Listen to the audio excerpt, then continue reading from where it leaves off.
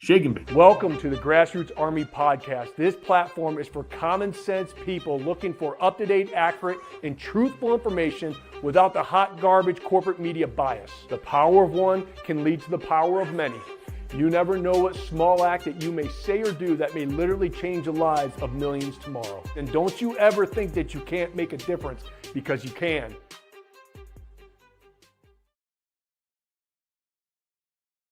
Good morning, my fellow Michiganders. Good morning, my fellow Americans. Welcome to the Grassroots Army Podcast. I'm, of course, your host, Garrett Soldano, and you can see who our next guest is already on the screen is Meshawn Maddock, and she announced her candidacy last week to run for chair of the Michigan Republican Party. Meshawn, are you freaking nuts?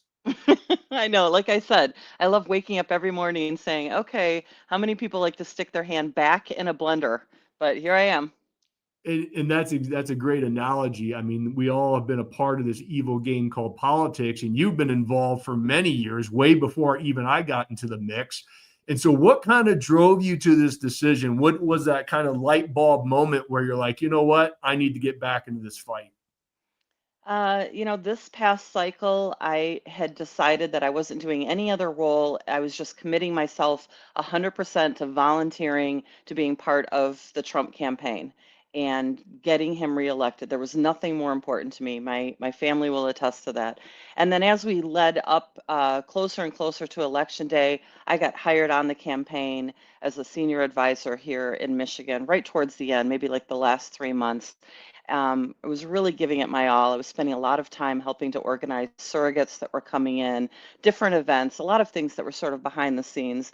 And I also spent that time sort of at the behest of some of the senior members of the Trump campaign to start looking at the field, because there was this real energy like Trump might do this, Trump might win. And so I was spending a lot of time meeting with people that I thought might be good fit for the chairman of the party.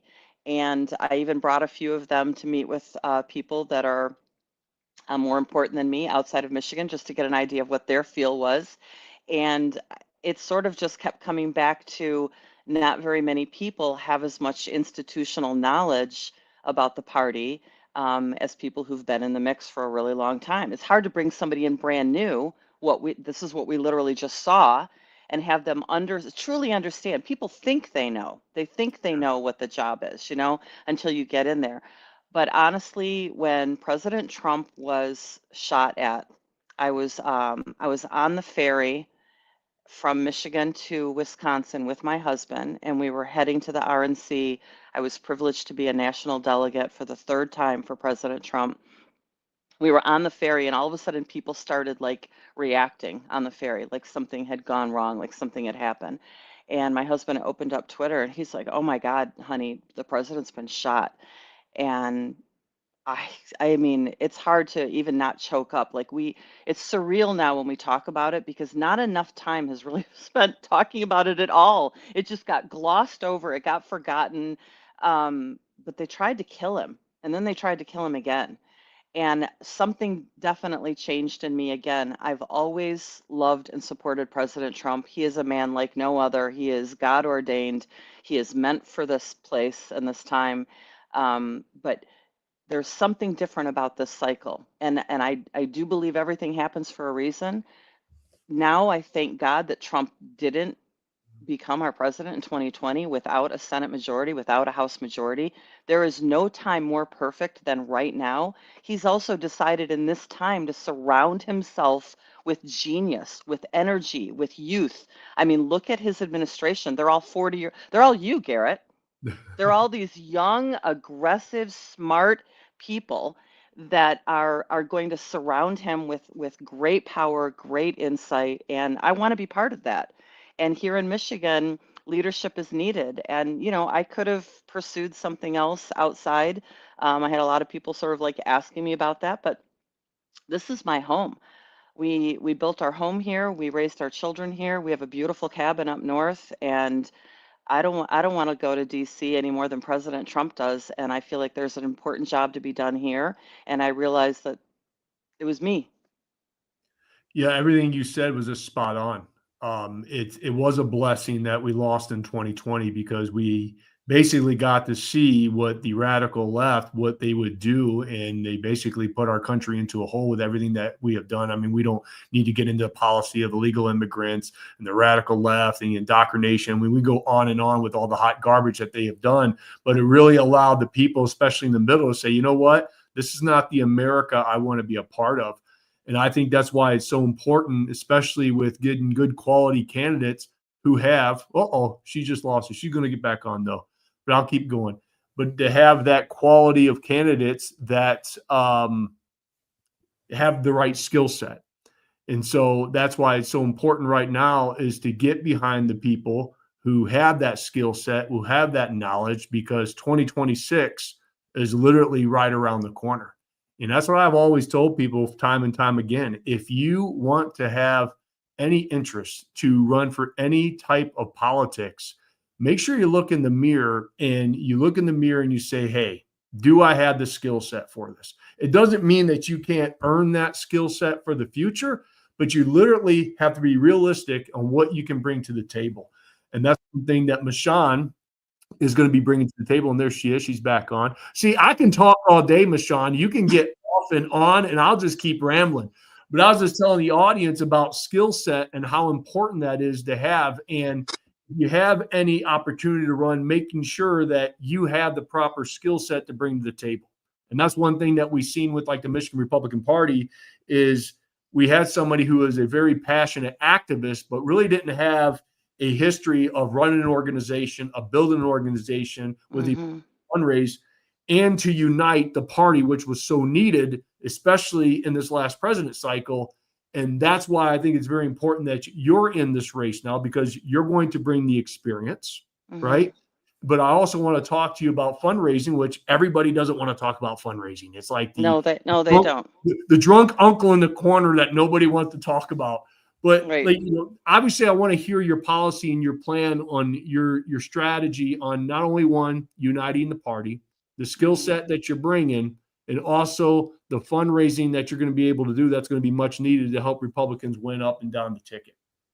I'd like to talk about fundraising first. I listened to your show a few weeks ago. You had Megan Reckling on, who I greatly admire. It's another person who has a lot of institutional knowledge about the party, which right now I think is very necessary. It's part of the reason I think I'm the best skill set for this right now.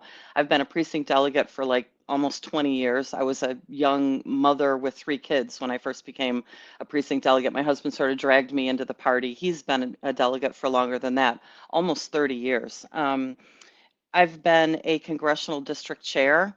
I've been an activist within the Trump campaign, and I've been co-chair of the party. There really isn't a faction, and I've been on state committee many times.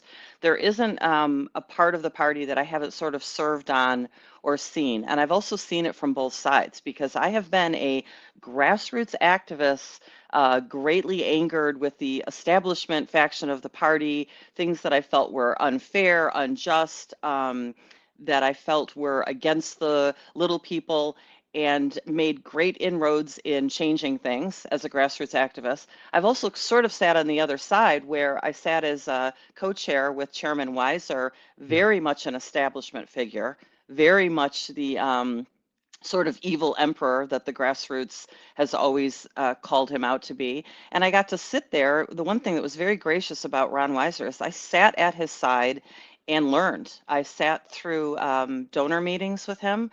I was invited to donor meetings with him where I picked up very large checks. I watched him write tremendously large checks himself because the donors did not come through. And what people fail to realize, and I think what's incredibly different this cycle, is when I became co-chair with Ron Weiser, he pledged to raise $10 million for that cycle. And when he had been chairman before, he had done that. We came into leadership right out of January 6th. Immediately. We got elected in February of the same year. People were in shock. The whole country was in shock. Everything that had just happened, the stolen election, the march on the Capitol, the suggestion that all of these people were insurrectionists and were going to be going to jail and persecuted, and donors immediately recoiled Okay. They used a million reasons not to give to Republicans. Corporate donations completely disappeared, but even big institutional family donations stopped.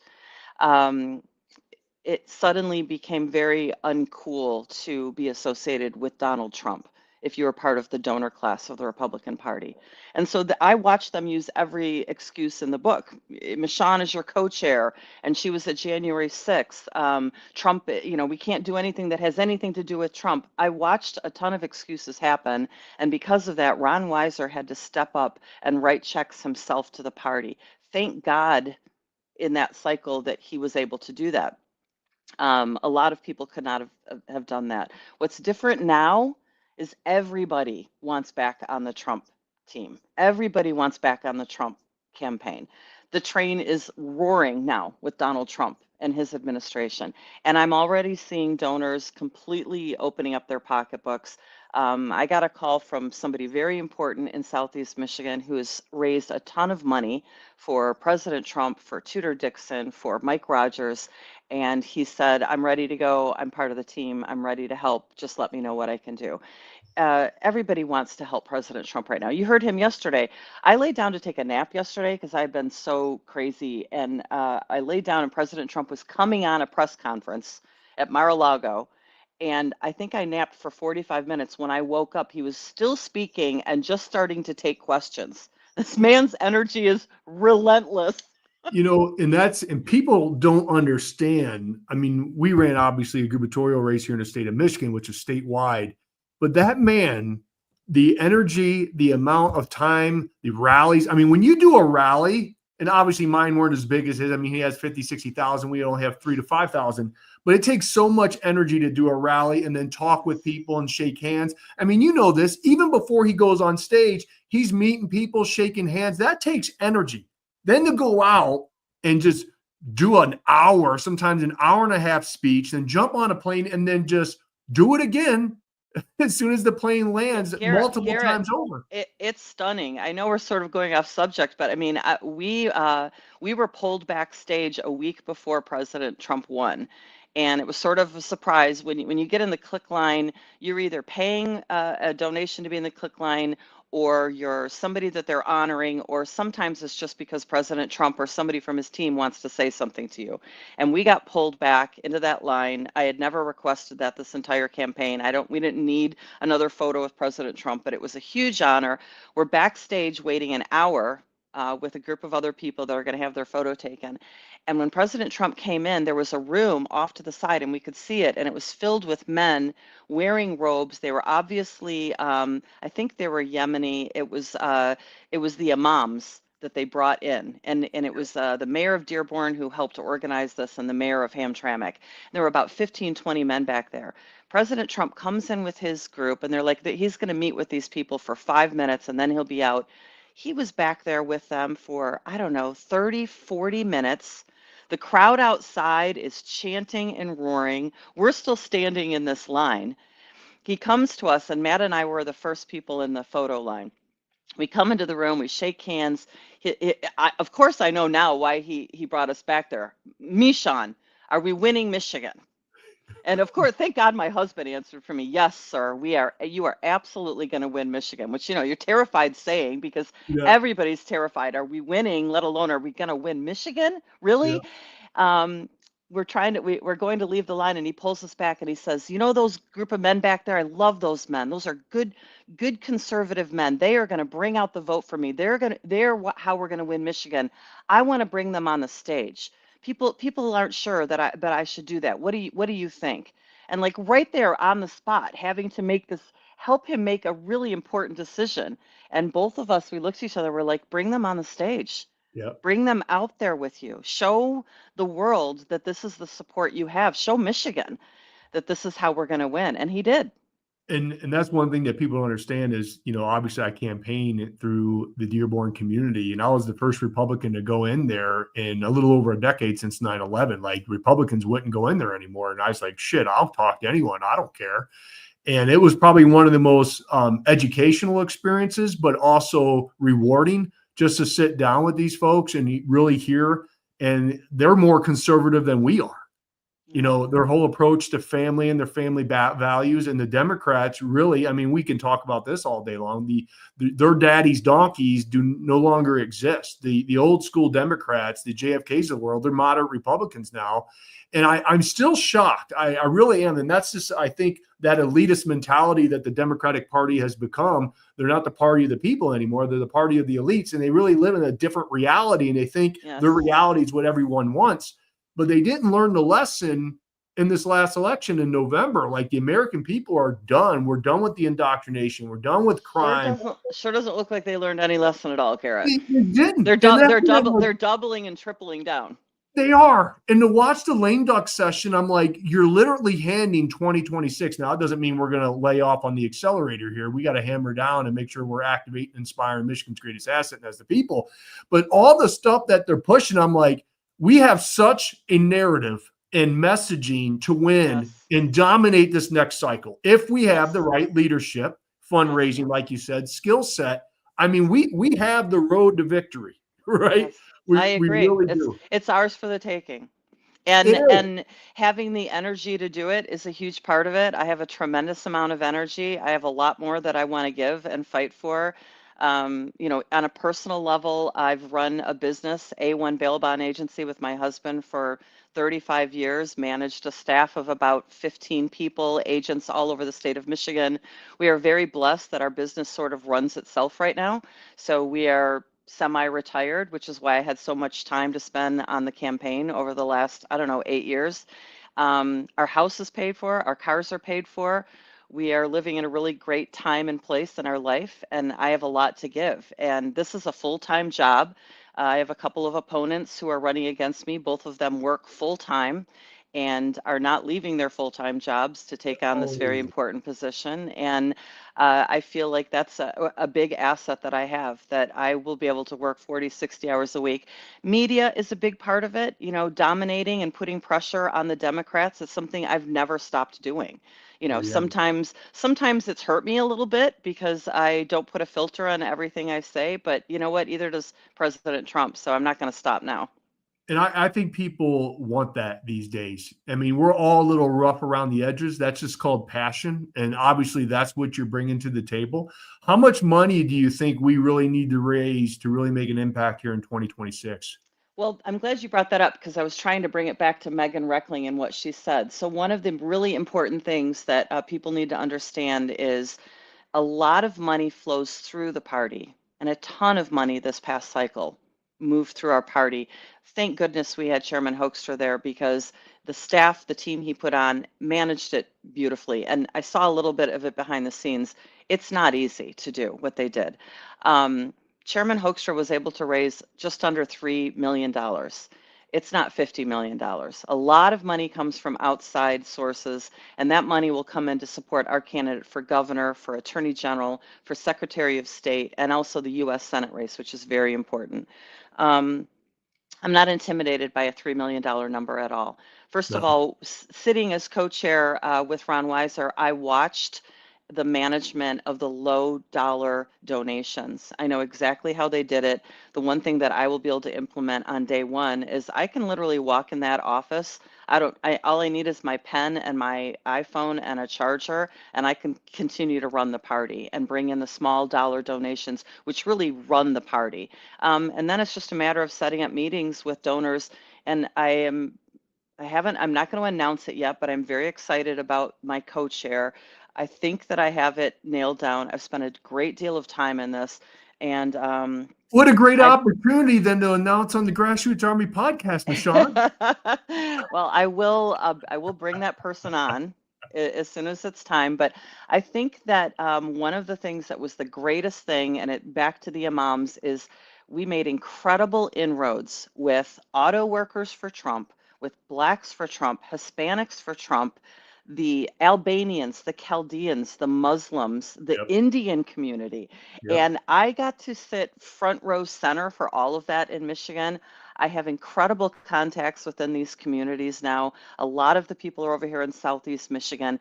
These are new donors. These are new dollars into our party, brand new stream. And I'm really excited about that. I don't feel like I need to worry. Yes, I still want the donors that are historically always been involved in Michigan politics. I absolutely want them to donate, and I want them to understand that I am going to work with them. I have a great relationship right now with Speaker-elect Matt Hall. I think he's doing an incredible job in this lame duck. I have a great relationship with Senate Majority Leader Eric Nesbitt. We're going to be a unified team. It's going to be the party, the House, and the Senate fighting together with all the delegates. I'm not interested in cutting anybody out, but I'm also not interested in letting meetings go on for 5 hours where it's just nothing but squabbling and yelling at each other. It's not productive. And I know how to run orderly meetings. I think that's the job of the chairman, and I'll be able to do that without a problem. Yeah, I mean, what you just basically described is unity, right? From a variety of Yeah. different peoples and backgrounds, and that's exactly what we need. We don't need chaos anymore in our party. I mean, that time has passed, and that's one thing. If you reflect back on from the pandemic to now, it really these legislatures, at least the majority of them that I'm watching, not all of them obviously, but they really have a backbone and they feel like they're standing up. And I feel like the reason that they can and they feel that they can is because they have the people behind them. Yes. Before people were just, and I was one of these people. I was on asleep. I was asleep on the watch. Didn't really Yep. care about politics. Just went to my job, served people, went home until You're things got right. taken away. Now I'm activated, and that's what I was very fortunate to do is activate the people. And there's a lot of great people involved in politics now that never were in the past, and they're It's very passionate. incredible that we could say thank God for COVID, but Yeah.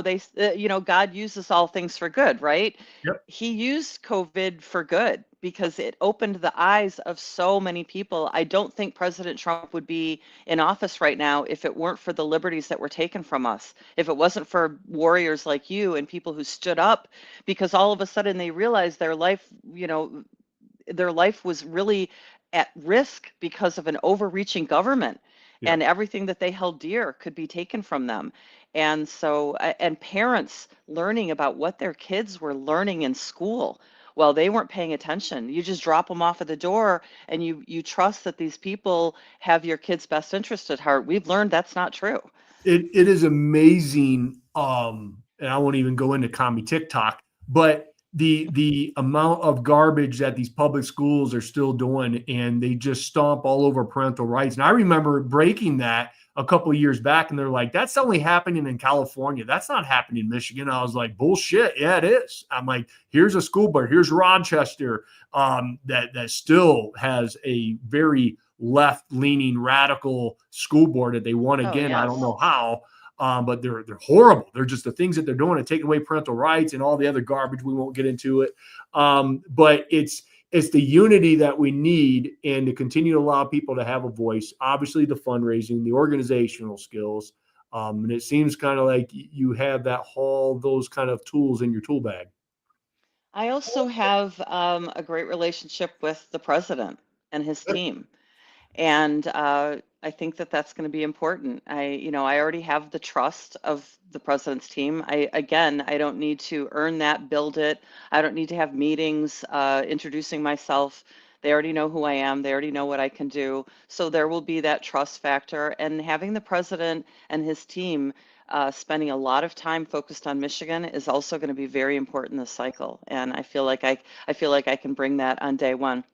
I mean, I literally have the people who just ran President Trump's campaign here in Michigan helping me on my campaign right now. So, Well, I tell you what, everything that I just heard, you have my 100% support.